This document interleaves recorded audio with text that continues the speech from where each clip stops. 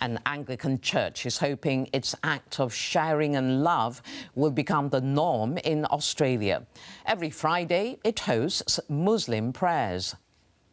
Imam Faisal Chotia was on a holy mission to find somewhere convenient for Friday prayers for Muslim workers in Western Australia's port city of Fremantle. With no luck, he tried an Anglican church he'd always admired. I wasn't quite sure how my request would be received, but thank God, for Peter. It was a delight to think we would have another community alongside the community that's already here, joining in that activity.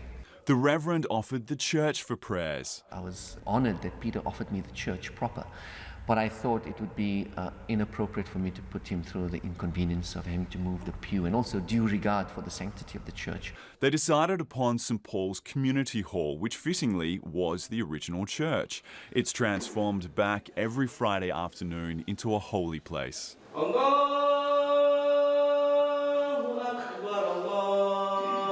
The two church leaders have found an affinity in each other's religion. I think it's more than familiarity and commonality. There's a sincere empathy. Yeah. And a shared or common experience. Each and everyone who prays, we're all, that's our oneness. That's where we are and know ourselves as one. The enterprise has also been a chance to challenge their own religions and to learn from the other. And it's just that opportunity to see, oh, they're real. They don't come from Mars. They're like us. You find a similar type of prejudice also within our community, where some Muslims really have never been into a church. They've never really engaged with Christians. But St Paul's has lost some of its parishioners. Yep. Really? Yep. I'm so sorry. And letters to the Archbishop in the hope that the Archbishop will pull me back into line. The Archbishop has left them to their own devices. Faisal Chotia says the Islamic faith holds Jesus, Moses and other Christian figures in high regard. So from the Muslim perspective, it was very warmly received. There was a great celebration and fanfare, I'll be quite honest. Most of the imams were quite envious of me, to be honest.